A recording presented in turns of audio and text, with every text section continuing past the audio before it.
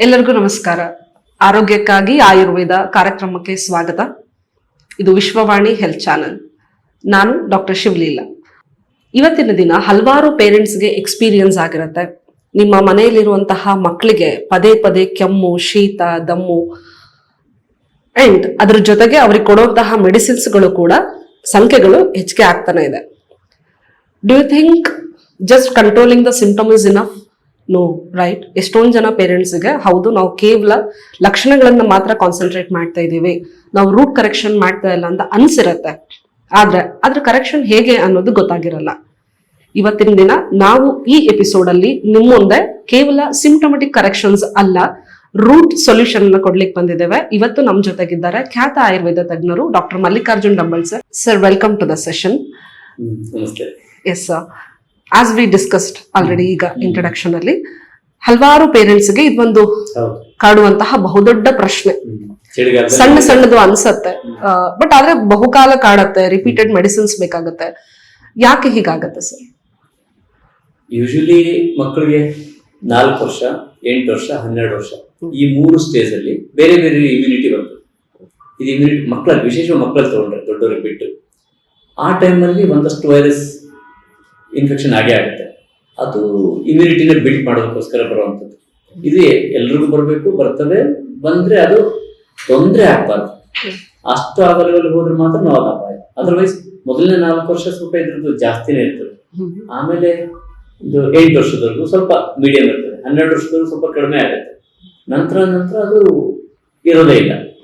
ಆದ್ರೆ ಇವತ್ತು ನೋಡ್ತಾ ಇದೀವಿ, 4 ವರ್ಷ ಅಲ್ಲ, ನೀವು 8 ವರ್ಷ ಆದ್ರೂ ಅದಿದೆ, 12 ವರ್ಷ ಆದ್ರೂ ಇದೆ, 12 ವರ್ಷದ ನಂತರ ಮುಗಿಯೋದು ಇಲ್ಲ. ಅದು ಅಲರ್ಜಿ, ರೈನೈಟಿಸ್ ಅನ್ನೋದು ಹೋಗಿ ಅಸ್ತಮಾ ಲೆವೆಲ್ಗೂ ಬ್ರಾಂಕೈಟಿಸ್ ಆಗಿ ಆಮೇಲೆ ಅಸ್ತಮಾ ಲೆವೆಲ್ಗೆ ಕನ್ವರ್ಟ್ ಆಗ್ತಾ ಇದೆ. ಇದನ್ನ ನಾವು ರೂಟ್ ಕಾಸ್ ಟ್ರೀಟ್ ಮಾಡದೇ ಇರೋದಕ್ಕೆ ಈ ಸಿಂಪ್ಟಮ್. ಹಾಗಾಗಿ ಇದೆಲ್ಲ ಕಾಮನ್ ಆಗಿ ಬರುವಂಥದ್ದು, ಕಾಮನ್ ಆಗಿ ಬರಬೇಕಾಗಿತ್ತು. ಅದು ಯಾವುದೋ ಶೀತ ಕಾಲದಲ್ಲಿ ಒಂದ್ ಸ್ವಲ್ಪ ಬಂದೋಗಿದ್ರೆ ಅಡ್ಡಿ ಇಲ್ಲ ಅಂದ್ರೆ ನ್ಯಾಚುರಲ್ ಬರಬೇಕಿತ್ತು. ಸೊ ಅದನ್ನ ನಮಗೆ ಎಲ್ಲಾ ಕಾಲದಲ್ಲೂ ಕೇವಲ ಸೀಸನಲ್ ಆಗಿಲ್ಲ, ಆ ಏಜ್ ಬರ್ಬೇಕಾಗಿದ್ದು ಆಗಿಲ್ಲ. ಅದ್ಬಿಟ್ಟು ಪರ್ಮನೆಂಟ್ ಡಿಸೀಸ್ ಆಗಿ ಕನ್ವರ್ಟ್ ಆಗ್ತಾ ಇದೆಲ್ಲ, ಇದು ಸ್ವಲ್ಪ ಜನರಿಗೆ ಅಥವಾ ಎಲ್ಲರಿಗೂ ಪೇರೆಂಟ್ಸ್ಗೆ ಆತಂಕ ಉತ್ಪತ್ತಿ ಮಾಡೋದು. ಇದನ್ನ ಪೂರ್ತಿ ಪರಿಹರಿಸಬಹುದು, ಏನ್ ಸಮಸ್ಯೆ ಏನಲ್ಲ. ದೆನ್ ಈ ತರ ರಿಪೀಟೆಡ್ ಆಗಿ ಹಾಗೂ ನಿರಂತರವಾಗಿ ಉಳಿಯೋದಕ್ಕೆ ಮೇನ್ ರೀಸನ್ ಏನಿರ್ಬೋದು ಸರ್? 2 ಪ್ರಧಾನವಾದ ರೀಸನ್. ಒಂದು ಬೇಸ್ ಲೆವೆಲ್ ವಿಚಾರ ಮಾಡೋದಾದ್ರೆ, ನಮ್ಮ ಫುಡ್ ಸ್ಟೈಲ್, ಅಡಿಗೆ ಮನೆ ತುಂಬಾ ಕೆಡಿಸ್ಕೊಂಡ್ಬಿಟ್ಟಿದ್ದೀವಿ ನಾವು. ಏನ್ ತಿಂದ್ರೆ ಏನ್ ಬರ್ತದೆ ಅನ್ನೋದನ್ನು ಗೊತ್ತೇ ಇಲ್ಲ. ಸೊ ಏನ್ ತಿಂದ್ರೆ ಯಾವ ಶಕ್ತಿ ಸಿಗ್ತದೆ ಅಂತ ಅಷ್ಟೇ ವಿಚಾರ ಮಾಡಿದ್ವಿ. ಯಾವ್ದೋ ಕಾಳು ತಿನ್ರಿ, ಇದ್ರಾಗ ಪ್ರೋಟೀನ್ ಇದೆ, ಇದು ಮಸಲ್ಸ್ ಶಕ್ತಿ ಸಿಗುತ್ತೆ, ಇದು ತಿನ್ರಿ ಇದಕ್ಕೆ ಶಕ್ತಿ, ಏನ್ ತಿಂದ್ರೆ ಏನ್ ಕಾಯಿಲೆ ಬರ್ತದೆ ಅಂತ, ಅಥವಾ ಎಷ್ಟು ಪ್ರಮಾಣದಲ್ಲಿ ತಿನ್ಬೇಕು ಅಂತ, ಅಥವಾ ಇನ್ನೊಂದ್ ಸ್ವಲ್ಪ ಮುಂದೆ ಹೋದ್ರೆ ಒಳ್ಳೇದನ್ನೇ ತಿಂದ ಮೇಲೆ ವ್ಯಾಯಾಮ ಮಾಡದೇ ಇದ್ರೆ. ಹೌದು. ಸೊ ಈ ಎಲ್ಲದನ್ನು ನಾವು ಗ್ಯಾಪ್ ಮಾಡ್ಬಿಟ್ಟಿವಿ. ಸೊ ತಿನ್ಬೇಕು, ಅದಷ್ಟೇ, ಏನು ತಿನ್ಬೇಕು, ಇದು ಒಳ್ಳೇದು, ಇದನ್ನ ತಿನ್ಬಿಟ್ರೆ ನನಗೆ ಶಕ್ತಿ, ನನ್ನ ಮಗ ಚೆನ್ನಾಗಿ ಬೆಳಿತಾನೆ, ನನ್ನ ಮಗಳು ಚೆನ್ನಾಗಿ ಬೆಳಿತಾಳೆ ಅಂತ ನಾವು ಭಾವಿಸಿದೀವಿ. ಅವ್ರು ವ್ಯಾಯಾಮನೇ ಇಲ್ಲ. ಹೆಚ್ಚಿನ ಮಕ್ಕಳಿಗೆ ವ್ಯಾಯಾಮ ಇಲ್ಲ. ಇಲ್ಲಿ ಕಾಯಿಲೆ ಬರೋದಿಲ್ಲ ಅಲ್ವಾ? ಸೊ ಮೇಜರ್ ಕಾಸ್ ಫಸ್ಟ್ ಅಡಿಗೆ ಮನೇಲಿ ಏನ್ ತಿನ್ಬೇಕು ಏನ್ ತಿನ್ಬಾರ್ದು ಅನ್ನೋದು ಗೊತ್ತಿಲ್ಲದೆ ಇರೋದು. 2ನೇದು ವ್ಯಾಯಾಮ ಇಲ್ಲದೆ ಇರುವಂತದ್ದು ಮೇಜರ್ ಆಗಿ ಕೂತ್ಕೊಳ್ಳಿ. ತೀರಾ ರೇರ್ ಆಗಿ 1-2% ಜನರಿಗೆ ಜೆನೆಟಿಕಲ್ ಇಶ್ಯೂ. ತಂದೆ ತಾಯಿಗಳು ತಮ್ಮ ಆರೋಗ್ಯದ ಬಗ್ಗೆ ಏನೂ ಕಾಳಜಿ ತೊಡ್ಕೊಳ್ತಾರೆ, ಇದ್ದು ಬಿಡೋದು. ಅದೇ ಸಂತಾನ, ಅದೇ ಬೀಜಗಳಿಂದಲೇ ಸಂತಾನ ಬಂದಿರೋದು. ಸಣ್ಣ ಪುಟ್ಟ, ನಾನು ಬಂದೆ ದಾವಣಗೆರೆಯಲ್ಲಿ ಒಂದು ಕೇಸ್ ನೋಡಿದೆ. ಲಂಗ್ಸ್ ಸಿಸ್ಟ್ ಫಾರ್ಮ್ ಆಗಿದೆ, ಅದು ಬೆಳಿತಾ ಇದೆ. ಕೊನೆಗೆ ಮಣಿಪಾಲಲ್ಲಿ ಹೋಗಿದ್ದು, ಇಲ್ಲ ಒಂದು ಲಂಗ್ಸ್ ತೆಗೆದು ಬಿಡೋಣ ಅಂತ. ಆ ಮನುಷ್ಯ ಟೀಚರ್ ಹೊಲ ಮಾರ್ಕೊಂಡಿದ್ದಾರೆ, ಮನೆ ಮಾರ್ಕೊಂಡಿದ್ದಾರೆ, 2 ಗಂಡು ಹೆಂಡತಿ ಗೋಳಾಡ್ತಾ ಇದ್ದಾರೆ. ಒಂದು ಲಂಗ್ಸ್ ತೆಗಿಬೇಕು ಅಂತ ಹೇಳಿದ್ದಾರೆ. ಸುಮ್ಮನೆ ದಾರಿ ನೋಡ್ಕೊತ ಬಂದು ಇಲ್ಲಿ ಏನೋ ಸೊಲ್ಯೂಷನ್ ಸಿಗ್ತದೆ ಅಂತ ನಾನು ಹಾಸ್ಪಿಟಲ್ ಒಳಗೆ ಬಂದೆ. ಆಯ್ತು, ಜಸ್ಟ್ 3 days ಮೆಡಿಕೇಶನ್ ಹಾಕಿ, ಮತ್ತೆ ಅವ್ರು ಮಾಡ್ತಕ್ಕಂಥ ಫುಡ್ ಎಲ್ಲದೂ ಲಂಗ್ಸಿಗೆ ಪೆಟ್ಟಾಗುವಂತವೆ, ಲಂಗ್ಸಿಗೆ ಇಮ್ಯುನಿಟಿನ ಹಾಳು ಮಾಡುವಂತ ಫುಡ್ಗಳು. ಯಾರು ಹೇಳಿಲ್ಲ ಅಂತ ಕೇಳಿದ್ರೆ, ಇಲ್ಲಿವರೆಗೂ ನಾವು ತೋರಿಸಿದೀವಿ, ಯಾರು ಹೇಳಿಲ್ಲ. ಹೊಲ ಮಾರ್ಕೊಂಡಿದ್ದಾನೆ, ಮನೆ ಮಾರ್ಕೊಂಡಿದ್ದಾನೆ, ಇನ್ನೇನೋ ಆಗಿದೆ, ಒಂದೇ ಗಂಡು ಮಗು ಅಳ್ತಾ ಇದ್ದಾರೆ, 2 ಗಂಡು ಹೆಂಡತಿ, ಯಾರು ಹೇಳಿಲ್ಲ ಇಲ್ಲಿವರೆಗೂ ಅಂತ. ಆಯ್ತು, ಇಲ್ಲಿವರೆಗೂ ಏನಾಯ್ತು. ಆ ಟೈಮಲ್ಲಿ ಬಂದಿದ್ದವ್ರು ಎಲ್ಲ ಮುಗಿಸಿದ ಮೇಲೆ ಡಾಕ್ಟರ್ ವಿನಯ್ ಅವರು ಇದ್ರು. ಅವರು ಇಲ್ಲ ಸರ್ ನೋಡ್ಬಿಡೋಣ, ಕೇಸ್ ಎಷ್ಟು ಹಿಂಗಿದೆ ಅಂತ. 3 days ಮೆಡಿಕೇಶನ್ ಮಾಡಿ, 3 days ಅಲ್ಲಿ ಟೋಟಲ್ ರಾಂಕೈಟ್ ಏನೂ ಇಲ್ಲ ಲಂಗ್ಸ್ ಅಲ್ಲಿ. Just change in medicine and food and medicine ಇಷ್ಟೇ ಕಾದು. ಸೊ ಈ ಲೆವೆಲ್ಗೆ ಆಯುರ್ವೇದ ಕೆಲಸ ಮಾಡ್ತಾ ಆಯುರ್ವೇದ ನಿಮ್ಮ ಅಡಿಗೆ ಮನೆ ಕೆಲಸ ಮಾಡೋದು. ಸೊ ಈಗ ಆಲ್ಮೋಸ್ಟ್ 1 ಮಂತ್ ಆಯ್ತು. ಹೋಗಿ ಬನ್ನಿ ಮೆಡಿಕಲ್ಗೆ, ಲಂಗ್ಸ್ ಅಂತ ತೆಗಿಯಲ್ಲ ಅವರು, ಸಿಸ್ಟ್ ಕರಗಿರ್ತದೆ ಬೇಕಾದಷ್ಟು. ಸೊ ನಮ್ಗೆ ಏನ್ ಅನ್ಕೋತೀವಿ, ಸಿಸ್ಟ್ ಅಂದ್ರೆ ಅದು ಆಂಟಿಬಯೋಟಿಕ್ ಕೊಡ್ಬೇಕು, ಎಷ್ಟು ಸಾಕಷ್ಟು ಆಂಟಿಬಯೋಟಿಕ್ ಆಗಿದೆ, ಅದೇನು ಯೂಸ್ ಆಗೋದಿಲ್ಲ. ಸೊ ನಮ್ಗೆ ಗೊತ್ತಿಲ್ಲದೆ ಇರೋ ವಿಷಯ ಇದು ಅಷ್ಟೇ. ತಪ್ಪು ಮಾಡ್ತೀವಿ ಸರಿ ಮಾಡ್ತೀವಿ ಅಂತವಲ್ಲ, ಗೊತ್ತಿಲ್ಲದ್ರೆ ತಪ್ಪು ಸರಿ ಅಂತಾನೆ ಗೊತ್ತಿಲ್ಲ ಅಂದ್ರೆ ಮಾಡ್ತೀವಿ ಅಷ್ಟೇ. ನಾನು ಇಡ್ಲಿ ತಿಂತೀನಿ, ದೋಸೆ ತಿಂತೀನಿ, ಇದು ತಿಂತೀನಿ, ತಪ್ಪ ಸರಿ ಅಂತ ಗೊತ್ತಿಲ್ಲ ಅಂದ್ರೆ ದಿನ ಅದನ್ನೇ ಊಟ ಮಾಡೋದಲ್ಲ. ಎಲ್ಲರೂ ಮಾಡ್ತಾರೆ, ನಾವು ಮಾಡ್ತಾ ಇದೀವಿ. ಮನೇಲಿ ಪೇರೆಂಟ್ಸ್ ಇಬ್ರು ಬಂದ್ರೆ ತುಂಬಾ ಒಳ್ಳೇದು. ಒಬ್ಬರೇ ಬಂದಿದ್ರಂತೂ ಎಲ್ಲರೂ ಜಗತ್ತೇ ತಿಂತೆ, ನೀವು ಒಂದೇನು ಡಾಕ್ಟರ್ ಹತ್ರ ಕೇಳ್ಕೊಂಬಂದು ಹಿಂಗೆ ಹೇಳ್ತಾ ಇದೀರಿ ಅನ್ನೋ ಪ್ರಶ್ನೆನೂ ಹೇಳ್ತಾರೆ. ಸೊ ನಮಗೆ ಗೊತ್ತಿಲ್ಲದೆ ಸಣ್ಣ ಪುಟ್ಟ ಕರೆಕ್ಷನ್ ಇಂದ ಒಂದು ಲಂಗ್ಸ್ ನ ಕಿತ್ತು ಹಾಕೋ ಲೆವೆಲ್ಗೆ ನಾವು ಹಾಳು ಮಾಡ್ತೀವಿ ಆರೋಗ್ಯನ ಅಂತಂದ್ರೆ ಮತ್ತೆ ಪೇರೆಂಟ್ಸ್ ಎಷ್ಟು ದುಃಖ. ಅದೇ ಸಣ್ಣ ವಿಷಯನ ಒಂದು ಮಗು ಲಂಗ್ಸ್ ಇಲ್ದೇನೆ ಇಡೀ ಜೀವನ ಬದುಕಬೇಕು. ಸೊ ಹಾಗಾಗಿ ಈ ಲೆವೆಲ್ಗೆ ನಾವು ಅಸ್ತಮಾ ಲೆವೆಲ್ಗೆಲ್ಲ ತಂದ್ಕೋತಾ ಇರೋದಕ್ಕೆ ರೀಸನ್ ಏನಂದ್ರೆ ಅಡಿಗೆ ಮನೆ ಅಥವಾ ಪೇರೆಂಟ್ಸ್ ಇಲ್ ಹೆಲ್ತ್ ಮೇಂಟೆನೆನ್ಸ್, ಇವೆರಡೇ reason. Okay, let us come to the point of kitchen. ಇವಾಗ ಆ ಮಗು ಒಂದು ಕೇಸ್ ನೀವು ಎಕ್ಸಾಂಪಲ್ ತಗೊಂಡು ಹೇಳಿದ್ರಿ ಸರ್, ಆ ಮಗುನಲ್ಲಿ ಫುಡ್ ಮೇಜರ್ ರೋಲ್ ಪ್ಲೇ ಮಾಡಿರೋದು. ಹೌದು, ಈ ಕಾಯಿಲೆಗಳು ಬರೀ ಹೊರಗಿಂದ ಏನೋ ವೈರಸ್ ಅಥವಾ ಅಲರ್ಜಿ, ಡಸ್ಟ್ ಹಂಗಂತ ಸಿಚುವೇಶನ್, ಅಷ್ಟು ಸೂಪರ್ಫಿಷಿಯಲ್ ಸಿಚುವೇಟ್ ಆಗಿರುವಂತ ಕಾಯಿಲೆಗಳು ಆಗಿಲ್ಲ ಇವಾಗ, ಹೌದಲ್ವಾ? ಸೊ ಹಂಗಿದ್ರೆ ನಮ್ಮ ಮನೇಲಿರುವಂತಹ, ನಮ್ಮ ಅಡಿಗೆ ಮನೇಲಿರುವಂತಹ ಯಾವ ಆಹಾರಗಳಿಂದ ಈ ತರ ತೊಂದರೆಗಳಾಗತ್ತೆ ಅಂತ ಇದಕ್ಕಿಂತ ಸಣ್ಣ ಇಂಟ್ರೊಡಕ್ಷನ್ ಕೊಟ್ಟು ಆಮೇಲೆ ಒಂದು ಸಣ್ಣ ಇಂಟ್ರೊಡಕ್ಷನ್ ಕೊಟ್ಟು ಆಮೇಲೆ ಅಡಿಗೆ ಮನೇಲಿ ಯಾವ ಫುಡ್ ಅಂತ ಮಾತಾಡ್ತೇನೆ. ಓಕೆ. ಈಗ ನನಗೆ ಒಂದು ಟಿವಿ ಅವ್ರು ಕರೆದಿದ್ರು ಡೆಂಗ್ಯೂ ಬಗ್ಗೆ ಮಾತಾಡೋದಕ್ಕೆ. ಎಲ್ಲ ಡಾಕ್ಟರ್ಸ್ ಬೇರೆ ಬೇರೆ ವಿಭಾಗದಿಂದ ಡಾಕ್ಟರ್ಸ್ ಎಲ್ಲ ಇದೆ. ಡೆಂಗ್ಯೂಗೆ ನೀವು ಹೀಗೆ ಸ್ವಚ್ಛ ಇಟ್ಕೋಬೇಕು, ಸೊಳ್ಳೆ ಇಲ್ದಂಗೆ ನೋಡ್ಕೋಬೇಕು, ಇವು ಹೇಳ್ತಾರೆ. ಯೂಶಲಿ ನೀರ್ ನಿಲ್ದಂಗೆ ನೋಡ್ಕೊಳ್ಳಿ, ಇದೆಲ್ಲ ಹೇಳ್ತಾರಲ್ಲ. ಓಕೆ, ಹೊರಗಿನ ಸ್ವಚ್ಛತೆ, ಇಲ್ಲಿ ಸ್ವಚ್ಛತೆ ಏನು ಅಂತ ಕೇಳಿದ್ರು. ನನ್ನ ಪ್ರಶ್ನೆ, ಇಲ್ಲಿ ಸ್ವಚ್ಛತೆ ಏನು? ಏನಲ್ಲಿ ಸ್ವಚ್ಛತೆ ಅಂದ್ರೆ, ಆಯ್ತು ಸೊಳ್ಳೆ ಕಡಿತು, ಡೆಂಗ್ಯೂ ವೈರಸ್ ನಮ್ಮ ಬಾಡಿ ಒಳಗೆ ಎಂಟ್ರಿ ಆಯ್ತು, ಅದಕ್ಕೆ ಇಲ್ಲಿ ಕಸ ಇದ್ರಲ್ವ, ಅದಕ್ಕೆ ತಿನ್ನೋದಕ್ಕೆ ಫುಡ್ ಇದ್ರಲ್ವ, ಅದು ಮಲ್ಟಿಪ್ಲೈ ಆಗೋದು ಬೆಳೆಯೋದಲ್ಲ, ಅದಕ್ಕೆ ಫುಡ್ ಇಲ್ಲ ಅಂತ ನಿಮ್ಮ ಬಾಡಿ ಒಳಗೆ ಏನ್ ಮಾಡಕ್ ಸಾಧ್ಯ? ಸೊ ಇದ್ರ ಒಳಗಿನ ಸ್ವಚ್ಛತೆ ಬಗ್ಗೆ ಹೆಚ್ಚು ಗಮನ ಕೊಡ್ಬೇಕು ಹೊರತು ಹೊರಗಿನ ಸ್ವಚ್ಛತೆ ಬಗ್ಗೆ ಬರೀ ಅಷ್ಟನ್ನೇ ಹೇಳ್ತಾ ಹೋದ್ರೆ ಒಳಗಿನ ಸ್ವಚ್ಛತೆ. ಸೊ ಈಗ ಸಮಸ್ಯೆ ಆಗ್ತಾ ಇದೆ. ಏನ್ ಒಳಗಿನ ಸ್ವಚ್ಛತೆ ಅಂದ್ರೆ ನಾವ್ ಏನ್ ತಿನ್ನಬೇಕು, ಏನ್ ತಿನ್ಬಾರ್ದು. ಒಂದೇ ಒಂದು ವಿಧಾನ ಹೇಳೋದಾದ್ರೆ, ಸಿಂಪಲ್ ಆಗಿ ಹೇಳೋದಾದ್ರೆ, ಕ್ರಿಮಿಗಳಿಗೆ ಬೇಕಾದಂತ ಆಹಾರ ಅಥವಾ ರೋಗಗಳಿಗೆ ಬೇಕಾದಂತ ಆಹಾರವನ್ನ ತಿಂದು ನಾನು ರೋಗ ಮುಕ್ತನಾಗಿರೋದು ಬರ್ತದೆ.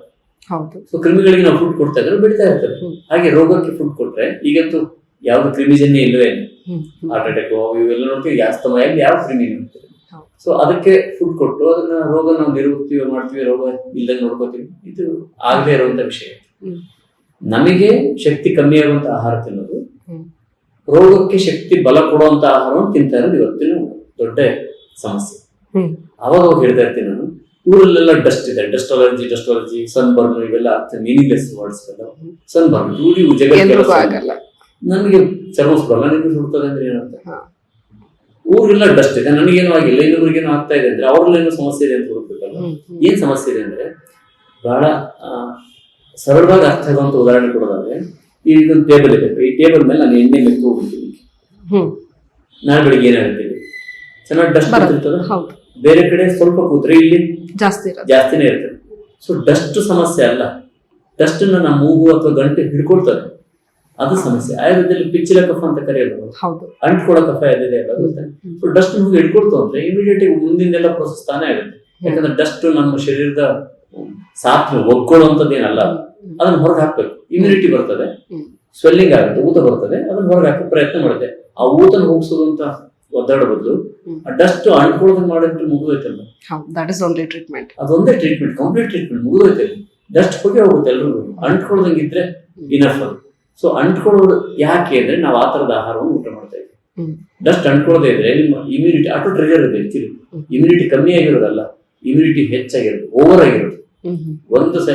ಒಬ್ಬ ಕಳ್ಳ ಬಂದ್ರೆ 10 ಜನ ಪೊಲೀಸ್ ಹೊಡೆಯಕ್ ಬಂದ್ರೆ ಪೊಲೀಸರಿಗೆ ಉಂಡ್ಬಿಡ್ತಾರೆ. ಯಾಕಂದ್ರೆ ಸುತ್ತಮುತ್ತ ಹೊಡಿತಾ ಇರ್ತಾರಲ್ಲ, ಒಂದ್ ಮಧ್ಯೆ ಕಳ್ಳ ಇಟ್ಕೊಂಡು ಸುತ್ತ ಪೊಲೀಸ್ ಇರ್ತಾರೆ, ಇವ್ನಿಗೆ ನಾವು ಬಿಡೋದ್ರೆ ಕಳ್ಳನ್ ಬಂದು ಪೊಲೀಸ್ಗೂ ಬಿಡ್ತಾರೆ. ಹಾಗೆ ನಮ್ಗೆ ಹಾನಿ ಮಾಡುತ್ತೆ, ನಮ್ಮ ಲಂಗ್ಸ್ಗೆ ಹಾನಿ ಮಾಡುತ್ತೆ, ನಮ್ಮ ಲಿವರ್ಗೆ, ಪ್ಯಾಂಕ್ರಿಯಾಸ್, ಇವೆಲ್ಲ ಆಟೋಇಮ್ಯೂನ್ ಡಿಸೀಸ್ ಅಂತ ಕರಿತಾ ಹೋಗ್ತೀವಿ. ಸೊ ಇದು ಆಗ್ಬಾರ್ದು ಅಂದ್ರೆ ಏನ್ ಮಾಡ್ಬೇಕು ಅಂದ್ರೆ, ಡಸ್ಟ್ ಅಥವಾ ಈ ಹೂವಿನ ಇವು ಬರ್ತಾರೆ ರಜಸ್ ಅಂತ ಅದು, ಅಥವಾ ತಣ್ಣನೆ ಗಾಳಿನೋ ಯಾವುದೇ ಆಗ್ಲಿ ಇಲ್ಲಿ ಬಂದು ಅಂಟ್ಕೊಂಡು ಹಿಡ್ಕೋಬಾರ್ದು. ಅಷ್ಟೇ ಬರ್ಬೇಕು, ಹೊರಗಡೆ ಹೋಗ್ಬೇಕು. ಏನ್ ಆಹಾರಗಳನ್ನು ತಿನ್ನೋದಕ್ಕೆ ಕಾರಣ ಏನು ಕಾರಣ ಅಂದ್ರೆ ಇವತ್ತಿನ ಹೆಚ್ಚು ಕಮ್ಮಿ ಎಲ್ಲಾ ಕಾಯಿಲೆಗಳು ಇನ್ಫ್ಲಮೇಟರಿ ಅಲ್ವಾ? ಎಲ್ಲದೂ ಊತ. ಐಟಿಸ್ ಅಂತ ಕರಿತೀವಲ್ಲ, ಇನ್ಫ್ಲಮೇಟರಿ. ಬ್ರಾಂಕೈಟಿಸ್ ಅಂತೀವಿ, ಟಾನ್ಸಿಲೈಟಿಸ್ ಅಂತೀವಿ, ರೈನೈಟಿಸ್ ಅಂತೀವಿ, ಕಂಜಂಕ್ಟಿವಿಟಿಸ್ ಅಂತೀವಿ, ಓಟೈಟಿಸ್ ಅಂತೀವಿ, ಕಿವಿ ಬಂದು. ಐಟಿಸ್ ಅಂದ್ರೆ ಊತ ಅಂತ. ಸೊ ಎಲ್ಲ ಕಡೆ ಊತ ಬಂದಿರೋದು. ಊತ ಬರುವಂತ ಆಹಾರವನ್ನು ತಿನ್ನೋದು, ಶರೀರಕ್ಕೆ ವ್ಯಾಧಿ ಕ್ಷಮತ್ವ ಕಮ್ಮಿ ಆಗುವಂತ ಆಹಾರ ತಿನ್ನೋದು. ಎರಡು ಯಾವುದು ಅಂದ್ರೆ ಹಿಂದಿನ ದಿನದ ಆಹಾರ ತಿನ್ನೋದು. ಅದೊಂದು ರೂಢಿ ಆಗ್ಬಿಟ್ಟಿದೆ ಜನರಿಗೆ. ನಿನ್ನೆ ಆಹಾರ ತಿನ್ನೋದು, ನಿನ್ನೆ ಮಾಡಿರೋ ಸಂಬಾರ ಇವತ್ತು ತಿನ್ನೋದು, ಬೆಳಗ್ಗೆ ಮಾಡಿದ ಸಂಬಾರ ರಾತ್ರಿ ತಿನ್ನೋದು. ನಾನು ನಿನ್ನೆ ತಿನ್ನಲ್ಲ ಡಾಕ್ಟ್ರೆ, ಬೆಳಿಗ್ಗೆ ತಿಂತೀನಿ ಅಂತ ಹೇಳ್ತಾರೆ. ಬೆಳಿಗ್ಗೆ ರಾತ್ರಿ ತಿಂತೀನಿ ಅಂತ. ಅಲ್ಲಿಗೆ ಅದು ಎಕ್ಸ್ಪೈರಿ ಫುಡ್. 3 hours ಆದ್ಮೇಲೆ ಫುಡ್ ಯಾವ ಸ್ಟ್ರೆಂತ್ ಇರಲ್ಲ, ಪೊಟೆನ್ಸಿ ಇರಲ್ಲ. ಅಂದ್ರೆ ಎಕ್ಸ್ಪೈರಿ ಆಗಿರೋ ಮಾತ್ರೆ ಅಂದ್ರೆ ಜ್ವರ ಹೋಗ್ಸೋ ಮಾತ್ರೆ ಜ್ವರ ಹೋಗ್ಸಲ್ಲ ಅಂತ. ಅದೇನು ನಿಮ್ಗೆ ಹುಳ ಬಂದಿದೆ ಅಂತಲ್ಲ. ಹಾಗೆ ಫುಡ್ ಅನ್ನು ತಗೊಳ್ಳೋದು ನಿಮ್ಗೆ ಶಕ್ತಿ ಬರ್ಲಿ ಅಂತ. 3 ತಾಸು ಆದ್ಮೇಲೆ ಶಕ್ತಿ ಬರಲ್ಲ ಅಂತ ಅರ್ಥ ಅಷ್ಟೇ. ಯಾಕೆ ಬರಲ್ಲ ಅಂದ್ರೆ ಪೊಟೆನ್ಸಿ ಕಳ್ಕೊಂಡಿರ್ತದೆ. ಬಿಸಿಯಾದ ಆಹಾರಲ್ಲಿ ಯಾವುದೇ ಕ್ರಿಮಿಗಳು ಬರಲ್ಲ. ಅದು ತಣ್ಣಗಾದ ತಕ್ಷಣ ಎಲ್ಲ ಕ್ರಿಮಿಗಳು ಅಟ್ಯಾಕ್ ಮಾಡಿರ್ತದೆ. ಅದರ ಆಹಾರದಲ್ಲಿ ಸತ್ವ ಎಲ್ಲ ತಿಂದಾಕ್ಬಿಡ್ತಾರೆ. ಉಳಿದಿದ್ದು ವೇಸ್ಟ್. ಕಸದಂತ ಆಹಾರವನ್ನು ತಿನ್ನೋದು. ಯಾರು ಅಡಿಗೆ ಮನೆಯಲ್ಲಿ ಮಾಡೋದು? ಇದಕ್ಕೆ ಉತ್ತರನೇ ಇಲ್ಲ. ಇದಕ್ಕೆ ಏನ್ ಹೇಳೋದು ಅಂತ ಗೊತ್ತಿಲ್ಲ. ಹೆಂಗೆ ಬೆಳಿಗ್ಗೆ ಮಾಡಿರ್ತೀವಿ ಸರ್, ಮತ್ತೆ ಏನ್ ಮಾಡೋದು ಸಂಜೆಗೆ? ಏನ್ ಮಾಡ್ತೀರಿ ಬೇರೆ ಕೆಲಸ ಅಂತ? ಶರೀರಕ್ಕೆ ಬೇಕಾದನ್ನ ಇಟ್ಕೊಳ್ಳೋದೇನು ಏನ್ ಮಾಡೋದು ಬೇರೆ ಕೆಲಸ? ಸೊ ಬೆಳಿಗ್ಗೆ ಸಂಜೆ ತಿನ್ನೋದು. ನಿನ್ನೆ ಕಲ್ಸಿಟ್ಟಿರ್ತಕ್ಕಂಥ ಹಿಟ್ಟುಗಳು, ದೋಸೆ ಹಿಟ್ಟುಗಳು, ಈಗಂತೂ ರೆಡಿಮೇಡ್ ಬ್ಯಾಟರ್ ಅಂತ ಹೇಳಿ ಅದನ್ನ ಇಟ್ಕೊಂಡು ಫ್ರಿಜ್ ಇಟ್ಕೊಂಡು 8 ದಿನಗಟ್ಟಲೆ ಅದನ್ನ ಮರುದಿನಕ್ಕೆ ಬಳಸೋದು, ಫ್ರಿಜ್ ಅಲ್ಲಿ ಇಟ್ಟು ದಿನ ಬಳಸೋದು. ನಾನು ಬಿಸಿದೇ ತಿಂತೀನಿ, ಬಿಸಿದೆಲ್ಲ ಬೇಕಾಗೋದು ತಾಜಾ. ಬಿಸಿದಕ್ಕೂ ತಾಜಾಕ್ಕೂ ಲಾಟ್ ಆಫ್ ಡಿಫ್ರೆನ್ಸ್ ಇದೆ. ಈ ತರದ ಆಹಾರವನ್ನು ತಗೊಂಡ್ರೆ ರಸ, ರಕ್ತ, ಮಾಂಸ, ಮೇದ, ಅಸ್ಥಿ, ಮಜ್ಜ, ಶುಕ್ರ ಯಾವ ಧಾತುಗಳಿಗೂ ವ್ಯಾಧಿ ಕ್ಷಮತ್ವ ಬರಲ್ಲ. ಹೋರಾಡುವಂತ ಶಕ್ತಿ ಇರಲ್ಲ, ಕಳ್ಕೊಂಡ್ಬಿಡ್ತದೆ. ಹೋರಾಡುವಂತ ಶಕ್ತಿ ಇಲ್ಲ ಅಂದ್ರೆ ಊದ್ಕೋಬೇಕಷ್ಟೇ, ಬೇರೆ ದಾರಿ ಬರ್ಬೇಕು. ಹಂಗಾಗಿನೇ ಇದು ಊತ ಬಂದ್ಬಿಡ್ತದೆ. ಇಂಥ ಕಂಡೀಷನ್ ಅಲ್ಲಿ ನಮಗೆ ಮೇಜರ್ ರೋಲ್ ಪ್ಲೇ ಮಾಡುವಂಥದ್ದು ಕಫ. ವ್ಯಾಧಿ ಕ್ಷಮತ್ವ ಕೊಡ್ಬೇಕಾಗಿದೆ ಕಫದೋಷನೇ. ವಾತದೋಷದಲ್ಲಿ ವ್ಯಾಧಿ ಕ್ಷಮತ್ವ ಕೊಡುವಂಥದ್ದು ಕಫವೇ. ಕಫದೋಷ ಅಂದ್ರೆ ಉಗಿಯುವಂತ ಕಫ ಅಲ್ಲ, ಒಳಗಿರ್ತಕ್ಕಂಥ ಬಲ. ಸೊ ಬಲ ಅನ್ನೋದೇ ಅದು ಕಫನೇ ತಾನೆ. ಸೊ ಇದಕ್ಕೆ ಅಂಟ್ಕೊಳ್ಳೋ ಗುಣ ಬಂದ್ಬಿಡ್ತದೆ. ಅಂಟ್ಕೊಳ್ಳೋ ಗುಣ ಬಂತು ಅಂದ್ರೆ ಅದು ಸೆಲ್ಗೆ ನರಿಶ್ಮೆಂಟ್ ಮಾಡಲ್ಲ, ತಾನು ಹೊರಗೆ ಹೋಗಲ್ಲ. ಈಗಿರೋ ಸಾಧ್ಯತೆ ಏನ್ ಬಂದದ್ದನ್ನೆಲ್ಲ ಅಂಟ್ಕೊಂಡು ಇಟ್ಕೊಂಡು ಕೂತ್ಕೊಳ್ಳಿ. ಸೊ ಹೀಗೆ ಡಸ್ಟ್ ಬಂತು, ಡಸ್ಟ್ ಇಟ್ಕೊಂಡು ಕೂತ್ಕೊಳ್ತೀವಿ ಮೂಗು. ಸೊ ಅದು ಇರುವಂತ ವಸ್ತು ಅಲ್ಲ, ಹೊರಗೆ ಹಾಕ್ಬೇಕು. ಹೆಂಗ್ ಹೊರಗೆ ಹಾಕ್ಬೇಕು? ಮೂಗು ಕಟ್ಕೊಂಡಾರ ಹೊರಗೆ ಹಾಕ್ಬೇಕು, ಗಂಟ್ಲಿ ಬಂದಾರ ಹೊರಗೆ ಹಾಕ್ಬೇಕು, ಕಿವಿ ನೋವು ಹೊರಗೆ ಕೊಡ್ಬೇಕು, ಇಲ್ಲ ಅಸ್ತಮಾನ ಕೊಡ್ಬೇಕು. ಯಾವುದೋ ಒಂದು ಮೊದಲಿಗೆ ಅಕ್ಷಯ ಅಂತ ಸೀನ್ಕೊಂತ ಆಗ್ತಾ ಇರ್ತಾರೆ. ಕ್ರಮೇಣ ಈ ಸೀನುವಂತ ಪ್ರಕ್ರಿಯೆ ಕಮ್ಮಿ ಆಗ್ತಾ ಬರ್ತದೆ. ನನಗೆ ಹೋಗ್ಬಿಟ್ಟಿದೆ ಸೀನು ಅಂತ ಜನ ಹೇಳ್ತಾರೆ. ಹೋಗಿರೋದಲ್ಲ, ಅದು ಇಲ್ಲಿಂದ ಇಲ್ಲಿ ಇಳಿದಿರೋದು. ಮೊದಲು ಸೀನಿತ್ತು, ಹೋಗ್ಬಿಟ್ಟಿದೆ. ಈಗ ಇದು ಸುಯಿ ಅಂತ ಶಬ್ದ ಬರುತ್ತೆ ಸರ್ ಈಗ ಅಂತ. ಇಲ್ಲಿ ಇದ್ದಿದ್ದು ನಾವು ಇಲ್ಲಿವರೆಗೂ ಒಳಗೆ ಕಳ್ಸ್ಕೊಂಡಿದ್ವಿ. ಸೊ ಮೊದಲು ಹೋರಾಡಿ ಎಲ್ಲ ಮಾಡಿದ್ರೆ ರೈನೈಟಿಸ್ ಲೆವೆಲ್ ಅಲ್ಲಿ ಇದ್ದಿದ್ದನ್ನ ಬ್ರಾಂಕೈಟಿಸ್ ಲೆವೆಲ್ಗೆ ತಂದ್ಕೊಂಡಿದೀವಿ ಅಂತ. ಸೊ ಈ ಫುಡ್ ಮೇಜರ್ ರೋಲ್ ಪ್ಲೇ ಮಾಡುತ್ತೆ. ಸೊ ಒಂದ್ ಕಡೆ ಇಮ್ಯುನಿಟಿ ಕೊಡಲಿಲ್ಲ, ಇನ್ನೊಂದ್ ಕಡೆಗೆ ಡಸ್ಟ್ ಇಟ್ಕೊಳ್ಳೋದಕ್ಕೆ ಅವಕಾಶ ಮಾಡ್ಕೊಳ್ತೀವಿ. ಸೊ ಈ ತರದ ಫುಡ್ಗಳನ್ನು ನಾವು ಬಿಡಬೇಕು. ಸಾಮಾನ್ಯವಾಗಿ ಯಾವ ಫುಡ್ಗಳು ಅಂತ ನೇರವಾಗಿ ಹೇಳೋದಾದ್ರೆ, ಹಿಂದಿನ ದಿನದ ಹಿಟ್ಟನ್ನ ಕಲಸಿಟ್ಟು, ನೀವು ಉದ್ದಿನಬೇಳೆ ತಿನ್ಬೇಡಿ ಅಂತಲ್ಲ, ಡಾಕ್ಟರ್ ಹೇಳ್ತಾರೆ ಎಲ್ಲ ಕಡೆ ಉದ್ದಿನಬೇಳೆ ತಿನ್ಬೇಡಿ, ಉದ್ದಿನಬೇಳೆ ನೋಡ್ರೆ ಶಕ್ತಿ ಇರ್ತ ಆಹಾರ, ಅದನ್ನ ಕೆಡಿಸ್ಕೊಂಡು ತಿಂತೀವಿ ಅಂತ. ಉದ್ದಿನಬೇಳೆ ತಿನ್ಬಾರ್ದು. ರಾತ್ರಿ ಎರಡನ್ನು ಹಿಟ್ಟನ್ನ ರುಬ್ಬಿ ಕಲಸಿ ಇಟ್ಬಿಟ್ರೆ ಅದು ಊದ್ಕೋಬಾರ್ದು ಅಷ್ಟೇ. ಸಪ್ರೇಟ್ ನೆನೆ ಹಾಕಿ ಬೆಳಿಗ್ಗೆ ಎದ್ದು ರುಬ್ಬಿ ಬೆಳಿಗ್ಗೆ ಎದ್ದು ಮಿಕ್ಸ್ ಮಾಡಿ ಅವಾಗಲೇ ಫರ್ಮೆಂಟೇಶನ್ ಮಾಡಬಾರ್ದು ಅಷ್ಟೇ. ಹಾಗೆ ಮೇಲಿನಿಂದ ಎಣ್ಣೆ ಕಲಸುವಂತ ಪದಾರ್ಥಗಳು, ಚಿತ್ರಾನ್ನ ಪುಡಿಗಳು, ದೋಸೆ, ಇಡ್ಲಿ, ಮೇಲಿನಿಂದ ಕೊಚ್ಚು ಕಲಸುವಂತ ಅನ್ನಗಳು, ಅತಿಯಾದ ಹುಳಿ ಪದಾರ್ಥ ಇವ್ರು ತಿನ್ನೋದು ಬಿಟ್ರೆ ಇನ್ನು 8 ದಿನದಲ್ಲಿ more than 80% ಈಗಿರೋ ಮೆಡಿಕೇಶನ್ ಅಲ್ಲಿ ಅಥವಾ ವಿತೌಟ್ ಮೆಡಿಸಿನ್ ಕಮ್ಮಿ ಆಗುತ್ತೆ. ಯಾಕೆ ಈಗ ಶ್ರೋತೃಗಳು ನೇರವಾಗಿ ಹೇಳಕ್ ಇಷ್ಟಪಡೋದೇನಂದ್ರೆ, ಈ 3 ಆಹಾರಗಳನ್ನು, ದೋಸೆ, ಇಡ್ಲಿ, ಚಿತ್ರಾನ್ನ ಪುಡಿಗಳು, ಹಿಂದಿನ ದಿನದ ಸಂಬಾರ ಅಥವಾ ಮಾಡಿರ್ತಕ್ಕಂಥ ಆಹಾರಗಳು, ಇವಾಗೂ ತಿನ್ನದೆ ಒಂದು 8 ದಿನ ತಿನ್ನೋದು ಬಿಡಿಸ್ಬಿಡಿ. ನೀವು ಮತ್ತೆ ಮಾಡ್ಕೊಳ್ಳಿ. ತಾಸೆ ಬೆಳಿಗ್ಗೆ ತಯಾರು ಮಾಡಿ, ರಾತ್ರಿ ತಯಾರು ಮಾಡಿ. ಇನ್ನೊಂದು ವಾರದೊಳಗೆ more than 80% ಅದು ರೈನೈಟಿಸ್ ಇರಲಿ, ಮೂಗು ಕಟ್ಕೊಳ್ಳಿ, ಮೂಗಲ್ಲಿ ನೀರು ಇರಲಿ, ಅಸ್ತಮಾ ಇರಲಿ, ಅಲರ್ಜಿ ಇರಲಿ, more than 80% ರಿಲೀಫ್ ಆಗುತ್ತೆ ಈಗಿರೋ ಮೆಡಿಸಿನ್ ಜೊತೆಗೆ, ಅಥವಾ ಮೆಡಿಸಿನ್ ಬೇಕಾಗದೇ ಇರುವಂತಹ ಸ್ಥಿತಿನೂ ತಲುಪ್ತದೆ. ಹಾಗಾಗಿ ತುಂಬಾ ಸರಳವಾಗಿ ಅಡಿಗೆ ಮನೆಯಲ್ಲೇ ಇದನ್ನ ಮಾಡ್ಕೊಳ್ಳೋದು ತುಂಬಾ ಸೂಕ್ತ. ಮೆಡಿಸಿನ್ ಇರುತ್ತೆ. ಓಕೆ, ಹೌದು. ನೆಕ್ಸ್ಟ್ ಕ್ವೆಶ್ಚನ್ ಅದೇ ಇತ್ತು, ಹೌ ಟು ಮೇಂಟೈನ್ ಮೆಡಿಸಿನ್ ಇರುತ್ತೆ. ಈಗ ಏನ್ ಮಾಡ್ತಾ ಇದ್ರಿ? Just a superficial symptomatic control medicine. ಏನ್ ಮಾಡ್ತೀವಿ? ಆಂಟಿಹಿಸ್ಟಮಿನ್ಸ್. ಮೂಗಲ್ಲಿ ನೀರು ಇಳಿಯುತ್ತೆ ಅಂತ ಒಂದು ಆಂಟಿಹಿಸ್ಟಮಿನ್, ಸಿಟ್ರಿಸಿನ್, ಮೊಂಟಾಲಿಕಾಸ್ಟೋ, ಲಿವೋಸಿಟ್ರಿನ್ ಯಾವುದೋ ಒಂದು ತಗೊಂಡ್ರೆ ಅದೇನಾಗುತ್ತೆ ನೆಕ್ಸ್ಟ್ ಡೇಗೆ ಏನಾಗ್ಬೋದು?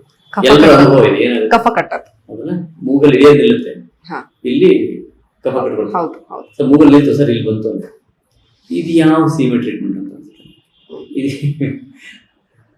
ಅದನ್ನ ಹೋಗ್ಸಿದ್ದೆಲ್ಲ ಅದು ಇಲ್ಲಿ ಇಟ್ಟಿದ್ದು ಅಂತ ಸ್ವಲ್ಪ ಒಳಗಿಳಿಸ್ಬೇಕು ಆ ವ್ಯಾಧಿನ ಇರೋದನ್ನ ಕೆಳಗೆ ಕಳಿಸೋದು ಅಂತ ಕತೆ. ಅದನ್ನ ಬಿಟ್ರೆ ಇಲ್ಲ ಬ್ರಾಂಕೈಟಿಸ್ ಆಗಿದೆ ಅಥವಾ ಅಸ್ಮೆಟಿಕ್ ಆಗಿದೆ ಅಂದ್ರೆ ಇನ್ಹೇಲರ್ಸ್ ಯೂಸ್ ಮಾಡೋದು. ಸ್ಟೆರಾಯ್ಡ್ ಅಲ್ಲಿ ಇರ್ಬೋದು, ನಾನ್ ಸ್ಟೆರಾಯ್ಡ್ ಅಲ್ಲಿ ಇರ್ಬೋದು. ಅದು ಏನದು ಏನ್ ಮಾಡ್ತಾರೆ, ಸಾಲ್ಬುಟಮಾಲ್ ಇರ್ಬೋದು, ಸಾಲ್ಬುಟಮಾಲ್ ಇರ್ಬೋದು ಆ ಥರದಲ್ಲಿ. ನನ್ನ ಎಕ್ಸ್ಪೀರಿಯನ್ಸ್ ಬಹಳ ಜನ ಕೇಳಿದ್ವಿ, ಸಾಲ್ಬುಟಮಾಲ್ ಯೂಸ್ ಮಾಡಿದ ತಕ್ಷಣ ಬಾಡಿಗೆ ಏನ್ ಅನ್ಸುತ್ತೆ ಅಂತ. ಎಲ್ರು ಹೇಳ್ತಾರೆ ಏನ್ ಹಂಗಂದ್ರೆ ಏನಾಗುತ್ತೆ. ಸೊ ಈ ತರದ ಮೆಡಿಸಿನ್ ನಾವು ಈ ಬೇರೆ ದಾರಿನೆಲ್ಲ ಅದನ್ನೇ ಕೊಡ್ಬೇಕು. ಯಾಕೆ ಹಂಗಂತ ಗೊತ್ತಿಲ್ಲ, ಇದೊಂದೇ ಇರೋದು, ಬೇರೆ ದಾರಿ ಇಲ್ಲ, ಇದೊಂದೇ ಕೊಟ್ಟರೆ ಸರಿ. ಯಾಕೆ ಇನ್ನೊಂದು ಸೈನ್ಸ್ ಇಲ್ಲ, ಇನ್ನೊಂದು ಮೆಟೀರಿಯಲ್ ಇಲ್ಲ, ಏನು ಆಗದೆ ಇರೋ ರೀತಿ ಲಕ್ಷಣ ನೋಡ್ಕೊಳ್ಳೋದಲ್ಲ. ಬೇರೆ ದಾರಿ ಇಲ್ಲ ಅಂದ್ರೆ ಅಲ್ಲಿ ಆಗ್ತಾರ ಸಮಸ್ಯೆ ಏನಂದ್ರೆ ಮಸಲಲ್ಲಿರ್ತಕ್ಕಂಥ ಕ್ಯಾಲ್ಸಿಯಂ ಹೊರಬರೋದು, ಬೋನ್ಸ್ ಅಲ್ಲಿ ಇರ್ತಕ್ಕಂಥ ಕ್ಯಾಲ್ಸಿಯಂ ಹೊರಬರೋದು. ಇದು ಸಾಲ್ಬುಟಮಾಲ್ ಈ ತರದ್ದು ಕೊಟ್ರೆ ಹೊರಬಂದ್ಬಿಡುತ್ತದೆ ಈಚೆ. ಯಾಕೆಂದ್ರೆ ಹಿಂಗೆ ಶ್ರಿಂಕ್ ಆಗ್ಬಿಟ್ಟಿರ್ತದೆ, ಹೋಲ್ ಚಿಕ್ಕದಾಗಿರ್ತದೆ ಅದು ಬ್ರಾಂಕಿಯಲ್. ಈಗ ಅದನ್ನ ಇಲ್ಲಿರೋ ಕ್ಯಾಲ್ಸಿಯಂ ಕಾರಣಕ್ಕೆ ಅದು ಬಿಗಿಯಾಗಿರೋದು. ಆ ಕ್ಯಾಲ್ಸಿಯಂ ತೆಗೆದುಬಿಟ್ರೆ ಲೂಸ್ ಆಗುತ್ತೆ. ಇದೊಂದು ಮೆಥಡ್ ಟ್ರೀಟ್ಮೆಂಟ್, ಲೂಸ್ ಆಗಿ ಒಳಗಡೆ ಏರ್ ಹೋಗುತ್ತೆ ಅಂತ. ಇದನ್ನ ಯಾವಾಗ ಮಾಡ್ಬೇಕು ಅಂದ್ರೆ ಬ್ರೆತ್ಲೆಸ್ನೆಸ್ ಬಂದ್ಬಿಟ್ಟಿದೆ, ಕಂಪ್ಲೀಟ್ ಆಗಿ ಉಸಿರಾಡಕ್ ಆಗ್ತಿಲ್ಲ, ಅಸ್ಮೆಟಿಕ್ ಅಟ್ಯಾಕ್ ಅಷ್ಟು ಸಿವಿಯರ್ ಆಗಿದೆ, ಇನ್ನು ಉಸಿರಾಡಿದ್ರೆ ಪೇಷಂಟ್ ಡೆತ್ ಅನ್ನೋ ಕಂಡೀಷನ್ ಬಂದಾಗ ಇದನ್ನ ಟೆಂಪ್ರರಿ ಅದನ್ನ ಮಾಡಿ ಮುಂದೆ ಏನು ಮಾಡ್ಬೇಕು. ಸುಮ್ಮನೆ ಮನೇಲಿದ್ದವ್ರಿಗೂ ದಿನ ಹೊಡ್ಕೊಡ್ರಿ, ದಿನ ಬೆಳಗ್ಗೆ ಸಂಜೆ ಹೊಡ್ಕೊಡ್ರಿ ಅಂತ ಹೇಳಿದ್ರೆ ಇದ್ರಿಗಿರೋ ಕ್ಯಾಲ್ಸಿಯಂ ತೆಗಿಯಕ್ ಹೋಗಿ ಬೋನ್ಸ್ ಅಲ್ಲಿರೋ ಕ್ಯಾಲ್ಸಿಯಂ ಹೊರಗೋಗುತ್ತೆ, ಮಸಲಲ್ಲಿರೋ ಕ್ಯಾಲ್ಸಿಯಂ ಹೊರಗೋಗುತ್ತೆ, ಇಡೀ ಜೀವನ ಅರ್ಧಕ್ಕರ್ಧ ಆಯುಷ್ ಹೇಳು. ಇದೊಂದು ಚಿಕಿತ್ಸೆ ಅಂತ ಯಾವ ಮೂಲೆಯಲ್ಲೂ ಹೇಳಕ್ ಸಾಧ್ಯ ಇದೆ. ಹಾಗಾದ್ರೆ ಏನ್ ಮಾಡ್ಬೇಕು ಚಿಕಿತ್ಸೆ ಅಂತಂದ್ರೆ, ಇವಾಗ ಚಿಕಿತ್ಸೆನೇ ಅಲ್ಲ ಇವೆಲ್ಲ. ಏನ್ ಮಾಡ್ಬೇಕು ಚಿಕಿತ್ಸೆ ಅಂದ್ರೆ ಸಮಸ್ಯೆ ಇರೋದು ಡಿಯೋಡಿನಮ್ ಅಲ್ಲಿ. ಇದೇನ್ ಡಾಕ್ಟರ್ ಹೀಗೆ ಹೇಳ್ತಾರೆ ಅನ್ಸುತ್ತೆ, ಲಂಗ್ಸ್ ಅಲ್ಲಿ ಸಮಸ್ಯೆ ಇದೆ ಇಲ್ಲಿದೆ ಅನ್ನೋದು ಬಿಟ್ಟು ಡಿಯೋಡಿನಮ್ ಅಲ್ಲಿ ಸಮಸ್ಯೆ ಇದೆ ಅಂತ ಹಾಗಿರ್ತಾರೆ. ಡಿಯೋಡಿನಮ್ ಅಲ್ಲಿ ಇರ್ತದೆ ಸಮಸ್ಯೆ. ಯಾಕೆ ಅಂದ್ರೆ ಈಗ ಅಂಟಿನ ಕಫ ಉತ್ಪತ್ತಿ ಆಗೋದಂತ ಏನಿಲ್ಲ, ಅದು ಸ್ಟಾರ್ಟ್ ಆಗೋದೇ ಡಿಯೋಡಿನಮ್. ಆ ಕಫ ಉತ್ಪತ್ತಿ ಆಗುವಂಥದ್ದು ಅಲ್ಲಿಂದನೇ ಸ್ಟಾರ್ಟ್ ಆಗಿ ಅದು ಲಂಗ್ಸಿಗೆ ಬರೋದು. ಎಕ್ಸಾಂಪಲ್, ಸಿಂಪಲ್ ಎಕ್ಸಾಂಪಲ್, ಇವತ್ತು ನಾನು ಎಣ್ಣೆ ಕರೆದು ಒಂದು ಪೂರಿ ತಿಂದರೆ ಇನ್ನು ಅರ್ಧ ಮುಕ್ಕಾಲು ಗಂಟೆಲಿ ಇಲ್ಲಿ ಕಫ ಸ್ಟಾರ್ಟ್ ಆಗುತ್ತೆ. ಎಲ್ಲಿಂದ ಬಂತದ್ದು? ಲಂಗ್ಸಿಗೆ ಹಾಕಿದ್ರು ಎಣ್ಣೆ, ಹೊಟ್ಟೆಗೆ ತಾನೆ ಹಾಕಿದ್ರು. ಸೊ ಅಲ್ಲಿ ಫೇನ ಕಫ ಅಂದ್ರೆ ಅಂಟು ಇಲ್ಲದೆ ಇರುವಂತಹ ಲಘು ಹಗುರವಾಗಿರ್ತಕ್ಕಂಥ ಕಫ ಉತ್ಪತ್ತಿ ಆಗುತ್ತೆ. ಆ ಹಗುರವಾಗಿರ್ತಕ್ಕಂಥ ಕಫ ಬಲ ಇರ್ತದೆ, ಇಡೀ ಶಕ್ತಿ ಕೊಡ್ತದೆ, ಎಲ್ಲ ಸರ್ವ ಶರೀರಕ್ಕೂ ಸಂಚಾರ ಆಗುತ್ತೆ. ಇದು ಅಂಟು ಇರತಕ್ಕಂಥ ಕಫ ಉತ್ಪತ್ತಿ ಮಾಡಾಗುತ್ತೆ. ಎಲ್ಲಿ ಹೋಗಿ ಕೂತ್ಕೋಬೇಕದು? ಎಲ್ಲಿ ಹೋಗ್ಬೇಕಂದ್ರೆ ಅಂಟಾಗಿರ್ತಕ್ಕಂಥ ಕಫ ಇದನ್ನ ಶರೀರ ವೇಸ್ಟ್ ಅಂತ ಕನ್ಸಿಡರ್ ಮಾಡುತ್ತೆ, ಅದನ್ನ ಶಕ್ತಿ ಅಂತ ಕನ್ಸಿಡರ್ ಮಾಡೋದು. ವೇಸ್ಟ್ ಅನ್ನು ಹೊರಗೆ ಹಾಕ್ಲಿಕ್ಕೆ ದಾರಿ ಇದೆ, ಕಫವನ್ನು ಹೊರಗೆ ಹಾಕ್ಲಿಕ್ಕೆ ಇದೆ ದಾರಿ, ಬೇರೆ ದಾರಿ ಇಲ್ಲ. ಪಿತ್ತವನ್ನು ಹೊರಗೆ ಹಾಕ್ಲಿಕ್ಕೆ ಬೇದಿ ಆಗ್ಬೋದು ಅಥವಾ ಪಿತ್ತ ವಾಂತಿ ಆಗ್ಬೋದು. ವಾತವನ್ನು ಹೊರಗೆ ಹಾಕ್ಲಿಕ್ಕೆ ಹೊಟ್ಟೆ ಗ್ಯಾಸ್ ಆಗಿ ಬೇದಿ ಲೂಸ್ ಮೋಷನ್ ಆಗ್ಬೋದು, ಗ್ಯಾಸ್ ಕೆಳಗಡೆ ಪಾಸ್ ಆಗ್ಬೋದು. ಅದ್ರ ಕಫವನ್ನು ಹೊರಗೆ ಹಾಕ್ಲಿಕ್ಕೆ ಇರೋ ದಾರಿ, ಶ್ರೇಷ್ಠವಾದ ದಾರಿ ಅಂದ್ರೆ ಫುಪ್ಪಸಗಳು, ಬ್ರಾಂಕೈಸ್ ಮತ್ತೆ ನಮ್ಮ ಗಂಟ್ಲು, ಮೂಗು ಇದೆಲ್ಲ. ಹಾಗಾಗಿ ಇಲ್ಲಿಂದ ಹೊರಗೆ ಬರಕ್ ನೋಡುತ್ತೆ, ಸಡನ್ ಆಗಿ ಊತ ಬರ್ತದೆ. ಸೊ ನಾವು ಚಿಕಿತ್ಸೆ ಮಾಡೋದು ಒಂದು ಸಣ್ಣ ಪೌಡ್ರು, ಟ್ರಿಕಟೋನ್ ಹೇಳ್ತಿರ್ತೀವಿ ನಾವು, ಸಣ್ಣ ಪೌಡ್ರ್ ಸುಮ್ಮನೆ ಕೊಟ್ರೆ ಅರ್ಧ ಗಂಟೆಲಿ ಆಗುವ ಅಸ್ಮಾಟಿಕ್, ಅರ್ಧ ಗಂಟೆ ದೂರ ಆಯ್ತಿಲ್ಲ, 5-10 ನಿಮಿಷದೊಳಗೆ ಕಮ್ಮಿ ಆಗ್ಬಿಡುತ್ತೆ. ಯಾಕೆ? ನಾವು ಕೊಡ್ತಾ ಇರೋದು ಡಿಯೋಡಿನಮ್. ಯಾಕೆ? 3 ಉತ್ಪತ್ತಿ ಸ್ಥಾನ ಕರೆಕ್ಷನ್ ಆದ ತಕ್ಷಣನೇ ಉಳಿದೆಲ್ಲ ಕರೆಕ್ಷನ್ ಆಗುತ್ತೆ. ಅದೊಂದು ಸೂಕ್ಷ್ಮತೆ ಇದೆ. 3ರಲ್ಲಿ ಉತ್ಪತ್ತಿ ಆಗೋ ಕಫ ಹಾರ್ಡ್ಲಿ 1 ಗ್ರಾಮ್ 2 ಗ್ರಾಮ್ ಅಷ್ಟೇ, ಇಲ್ಲಿ ಹೋದ್ರೊಳಗೆ ಇಷ್ಟ ಆಗಿರುತ್ತೆ. ಯಾಕೆ ಹಂಗಾಗುತ್ತೆ ಅಂದ್ರೆ ಕ್ವಾಂಟಿಟಿ ವೈಸ್ ನೋಡೋದಾದ್ರೆ ಅಲ್ಲಿ 3ರಲ್ಲಿ ಉತ್ಪತ್ತಿ ಆಗೋದು ಹೈ ಕ್ವಾಲಿಟಿ ಇರ್ತದೆ. 1 ಚಮಚ ತುಪ್ಪ 1 ಲೀಟರ್ ಹಾಲಿಗೆ ಸಮ. ಸೊ ಅದು ತುಪ್ಪದಂತದ್ದು ಒಂದಷ್ಟು ಉತ್ಪತ್ತಿ ಆಯ್ತು 1 ಚಮಚ ಅಂದ್ರೆ 1 ಲೀಟರ್ ಹಾಲಷ್ಟು ಕಫ ಕಟ್ಕೋತದೆ. ರಿವರ್ಸ್ ಅಲ್ಲ, ಅದು ಹಾಲನ್ನು ಮಾಡ್ತಾ ಮಾಡ್ತಾ ಮಾಡ್ತಾ ಮಾಡ್ತಾ ಹೋಗಿ ಅಲ್ಲಿ ತುಪ್ಪ 1 ಚಮಚ ಆಗಿದೆ. ಈ ತುಪ್ಪನೇ ವಾಪಸ್ ತಂದ್ರೆ ಏನಾಗುತ್ತೆ? 1 ಲೀಟರ್ ಹಾಲಾಗುತ್ತೆ. ಇಲ್ಲ ಅದೇ ಆಗೋದು. ಇಷ್ಟೇ ಇಷ್ಟು ಕಫ ಇರ್ತದೆ, 1-2 ಗ್ರಾಮ್. ಇಲ್ಲಿ ಬರೋದ್ರೊಳಗೆ ಅದು ಇಷ್ಟಾಗಿ ಊತವಾಗಿ ಅದು ಎಷ್ಟು ಒಂದು ಕರ್ಷಿಪಲ್ ಒಂದು ಟವಲ್ ಎಷ್ಟು ಬರ್ತಾನೆ ಇರ್ತದೆ. ಹಾಗಾಗಿ ಮೂಲ ಇಷ್ಟು ಪೌಡರ್ನ ಕೊಟ್ಟರೆ ಸಾಕು, ಆ ಮೂಲ ಕಫ ಕಂಟ್ರೋಲ್ ಆದ ತಕ್ಷಣ ಇಲ್ಲಿ ನಿಲ್ಲುತ್ತೆ. ಹಾಗಾಗಿ ಇದನ್ನ ಪರ್ಮನೆಂಟ್ ಆಗಿ ಹೋಗಿಸ್ಕೋಬೇಕು ಮಕ್ಕಳಿಗೆ. ಅದಲ್ಲ ಅಂದ್ರೆ ಫಸ್ಟ್ ಆಹಾರ ಪದ್ಧತಿನ ಸರಿ ಮಾಡ್ಕೋಬೇಕು, ಮಾಡ್ಕೊಂಡು ಆಮೇಲೆ ಆಯುರ್ವೇದ ವೈದ್ಯರು ಮಾತ್ರ ಕಂಡ್ರು. ಇದು ಕಡ್ಡಾಯ. ಯಾವ ಎಲ್ಲ ಪೇರೆಂಟ್ಸ್ಗೂ ನಾನು ಹೇಳಕ್ ಇಷ್ಟಪಡ್ತೀನಿ, ಅದು ಮೂಗು ಕಟ್ಕೊಳ್ತದೋ, ಮೂಗಲ್ಲಿ ನೀರು ಹಿಡಿತದೋ, ಅಸ್ತಮಾ ಇದೆಯೋ, ಜಸ್ಟ್ ಬ್ರಾಂಕೈಟಿಸ್ ಇದೆಯೋ, ಮೊದಲು ಆಯುರ್ವೇದ ವೈದ್ಯರನ್ನು ಭೇಟಿಯಾಗಿ. ಯಾಕಂದ್ರೆ ಇಲ್ಲಿ ಪರ್ಮನೆಂಟ್ ಸೊಲ್ಯೂಷನ್ ಇದೆ. ಮೂಳೆಗಳಿಗಾಗ್ಲಿ, ನಿಮ್ಮ ಮಗುವಿನ ಮೂಳೆಗಳಾಗ್ಲಿ, ಮಗುವಿನ ಮಸಲ್ಸ್ಗಾಗ್ಲಿ, ಲಂಗ್ಸ್ಗಾಗ್ಲಿ ಯಾವುದೇ ರೀತಿಯ ಡ್ಯಾಮೇಜ್ ಖಂಡಿತವಾಗ್ಲೂ ಸ್ವಲ್ಪನೂ ಆಗೋದಿಲ್ಲ.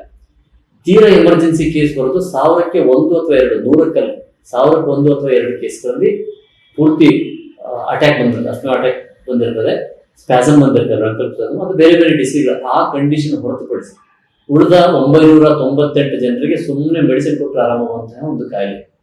ಸೊ ಇದಕ್ಕೆ ದುಡ್ಡು ಕೊಡ್ಲಿ ತಗೊಂಡು ನಾವೇ ಪೆಟ್ಟು ಮಾಡ್ಕೋದು ಬೇಡ. ಹಾಗಾಗಿ ನೇರವಾಗಿ ಆಯುರ್ವೇದ ಭೇಟಿಯಾಗಿ ತುಂಬಾ ಔಷಧಿಗಳ ಅವಶ್ಯಕತೆ ಇಲ್ಲ. ನಾ ಮನೇಲಿ ಹೇಳಿದ್ಮೇಲೆ ಈ ಫುಡ್ ಮೇಂಟೈನ್ ಮಾಡಿದ್ರೆ ನೀವು 10 ವರ್ಷ ಆಯುರ್ವೇದ ತಗೊಂಡ್ರು ಹುಷಾರಾಗಲ್ಲ. ಈ ಫುಡ್ ಮೇಂಟೈನ್ ಮಾಡಿದ್ರೆ ಮಾತ್ರ ವಿತೌಟ್ ಮೆಡಿಸಿನ್ ಆರಾಮಾಗೋದು ಸಾಧ್ಯ. ಹಾಗಾಗಿ ನಾವು ಔಷಧಿ ರಹಿತವಾಗಿರೋದನ್ನ ನೋಡ್ಬೇಕೇ ಹೊರತು, ನಾನು 10 ವರ್ಷದಿಂದ ಆಯುರ್ವೇದ ಔಷಧಿ ತಗೋತಾ ಇದ್ದೆ, ಮೀನಿಂಗ್ಲೆಸ್. ಆಯುರ್ವೇದ ಅಂದ್ರೆ ಆಹಾರ, ಮೊದಲನೇದಾಗಿ. ಎರಡನೇದಾಗಿ ಔಷಧಿ. ಆಹಾರದಲ್ಲಿ ಸರಿ ಮಾಡಿದ್ಮೇಲೆ ಔಷಧಿ ಅವಶ್ಯಕತೆ ಬರಲ್ಲ, ಔಷಧಿ ಅವಶ್ಯಕತೆ ಬರಬಾರ್ದು ಕೂಡ. ನಮ್ಮ ಮನೇಲಿ ಇಷ್ಟು ಔಷಧಿ ಇದೆ ಅಂದ್ರೆ ಏನರ್ಥ? ಹಾಗಾಗಿ ಅದು ಮಕ್ಕಳಾಗ್ಲಿ ದೊಡ್ಡವರಿರ್ಲಿ, ಈ ಅಲರ್ಜಿ, ಅಸ್ತಮ ಇವೆಲ್ಲ ಆಟ ಆಡುವಂತ ಕಾಯಿಲೆಗಳು. ಅಲರ್ಜಿ ಒಂದು ಬಹಳ ದೊಡ್ಡದು ಅಂತ ಅನ್ಕೋತೀವಿ, ತುಂಬಾ ಸರಳವಾಗಿರ್ತದೆ. ಅಡಿಗೆ ಮನೆ ಸರಿ ಮಾಡ್ಕೊಳಕ್ಕೆ ಯಾರ್ಯಾರು ತಯಾರಿದಾರೋ ಅವ್ರಿಗೆ ಅಸ್ತಮ ಬರಲ್ಲ. ಇಲ್ಲ ನಾವು ಹಿಂಗೆ ತಿಂತೀವಿ, ಅದು ಹಂಗೆ continue. Okay, yes, thank you sir. ಒಂದೇ ಸೆಂಟೆನ್ಸ್ ಅಲ್ಲಿ ಹೇಳೋದಾದ್ರೆ, ಇದು ನೀವು ಇವಾಗಲೇ ಹೇಳ್ದ ಹಾಗೆ ಇದೆಲ್ಲ ಸಣ್ಣ ಸಣ್ಣ ಕಾಯಿಲೆಗಳು. ಬಿಟ್ಕೊಂಡ್ರೆ ತುಂಬಾ ಕಾಂಪ್ಲಿಕೇಶನ್ ಮಾಡುವಂತಹ ಶಕ್ತಿಯುತವಾದ ಕಾಯಿಲೆಗಳು ಕೂಡ. ಹೌದು ಹೌದು. ಸೊ ಡಿಯರ್ ಪೇರೆಂಟ್ಸ್, ಇಷ್ಟು ಹೊತ್ತು ನೀವು ಕೇಳಿಸ್ಕೊಂಡ್ರಿ. This is very practical experience ಇಂದ ಬಂದಿರುವಂತಹ ಮಾತುಗಳು. ಯಾಕಂದ್ರೆ ನಾವು ರುಟೀನ್ ಆಗಿ ಈ ತರ ಕೇಸಸ್ಗಳನ್ನ ನೋಡ್ತಾ ಇದ್ದೇವೆ. ಕೇವಲ ಮೆಡಿಸಿನ್ ಅಷ್ಟೇ ಮ್ಯಾಜಿಕ್ ಮಾಡ್ಬಿಡತ್ತೆ ಅನ್ನುವಂತಹ ಎಕ್ಸ್ಪೆಕ್ಟೇಷನ್ ದಯವಿಟ್ಟು ಯಾರಿಗೂ ಬೇಡ. ನೀವು ಆಹಾರ ಸರಿ ಮಾಡ್ಕೊಳ್ದೇ ಇದ್ರೆ ಎಂತಹ ಅಮೃತ ಕೂಡ ನಿಮಗದು ವರ್ಕ್ ಆಗಲ್ಲ. ಹಾಗಾಗಿ ಚಿಂತೆ ಬೇಡ. ನಿಮ್ಮ ಮನೆಯಲ್ಲಿರುವಂತಹ ಮಕ್ಕಳುಗಳಿಗೆ ಅಥವಾ ನಿಮಗೆ ಪರಿಚಯ ಇರುವಂತಹ ಯಾರಿಗಾದ್ರೂ ಈ ತರ ಪದೇ ಪದೇ ಅಲರ್ಜಿಕ್ ಅಟ್ಯಾಕ್ಸ್ಗಳು, ಶೀತ, ಕೆಮ್ಮು, ದಮ್ಮಿನ ಸಮಸ್ಯೆಗಳಿದ್ರೆ ಅವರಿಗೆ ಆಹಾರನ ಸರಿ ಮಾಡ್ಕೊಳ್ಳಿಕ್ಕೆ ಅವರು ರೆಡಿ ಇದ್ರೆ ಹುಷಾರಾಗೋದು ಖಂಡಿತ. ಇದ್ರ ಬಗ್ಗೆ ಡಾಕ್ಟರ್ ಮಲ್ಲಿಕಾರ್ಜುನ್ ಡಂಬಳ್ ಅವರು ನಮಗೆ ತುಂಬಾ ಡೀಟೇಲಿಂಗ್ ಆಗಿ ಪ್ರಾಕ್ಟಿಕಲ್ ಆಗಿ ನಮಗೆ ತಿಳಿಸ್ಕೊಟ್ಟಿದ್ದಾರೆ. Let us follow this and let us prevent and ನಮ್ಮ ಆರೋಗ್ಯವನ್ನು ನಾವು ಕಾಪಾಡ್ಕೊಳ್ಳೋಣ. ಈ ತರಹ ಹಲವಾರು ಆರೋಗ್ಯದ ಮಾಹಿತಿಗಳಿಗಾಗಿ, ಇನ್ನೂ ಹೆಚ್ಚಿನ ವಿವರಗಳಿಗಾಗಿ ವಿಶ್ವವಾಣಿ ಹೆಲ್ತ್ ಚಾನೆಲ್ನ ಫಾಲೋ ಮಾಡಿ. ಧನ್ಯವಾದಗಳು.